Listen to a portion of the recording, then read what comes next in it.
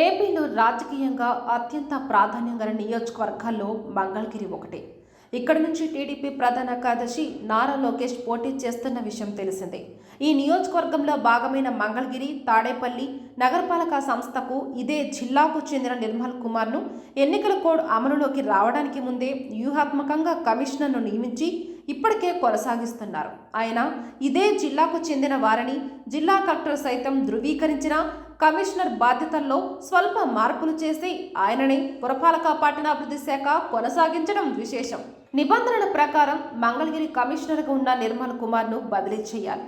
ఈ విషయాన్ని గుంటూరు కలెక్టర్ గతంలోని మున్సిపల్ పరిపాలనా శాఖకు లేఖ రాశారు.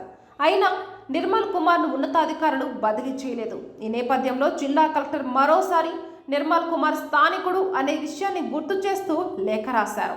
అయినా కమిషనర్గా నిర్మల్ కుమార్ ఇక్కడే కొనసాగుతారని పేర్కొంటూ ఆయన స్థానంలో ఎన్నికలగా విధులకు మాత్రం నగరపాలక సంస్థలో ఆడిట్ శాఖ ఉప సంచాలకుడిగా ఉన్న ఎగ్జామినర్ను వినియోగించుకోవాలని సూచిస్తూ ఉన్నతాధికారులు ఆదేశాలిచ్చారు.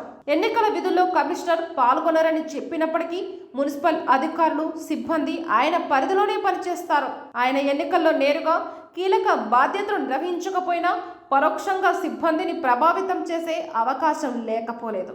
అధికార పార్టీకి సహకారం అందించాలన్న దురుద్దేశంతోనే కమిషనర్ను బదిలీ చేయకుండా ఓ ఉన్నతాధికారి చక్రం తిప్పినట్లు తెలిసింది. ఇక్కడి నుంచి నారా లోకేష్ పోటీ చేస్తుండటంతో ఉద్దేశపూర్వకంగానే కమిషనర్ను బదిలీపై పంపకుండా వ్యూహం అమలు చేశారన్న ఆరోపణలు వినిపిస్తున్నాయి. నిర్మల్ కుమార్ మున్సిపల్ శాఖకు చెందినవారు కాదు. ఆయన కేంద్రం నుంచి డిప్యుటేషన్పై రాష్ట్రానికి వచ్చారు. ఇక్కడ స్వచ్ఛాంధ్ర కార్పొరేషన్లో పనిచేస్తూ మంగళగిరి కమిషనర్గా నియమితులయ్యారు.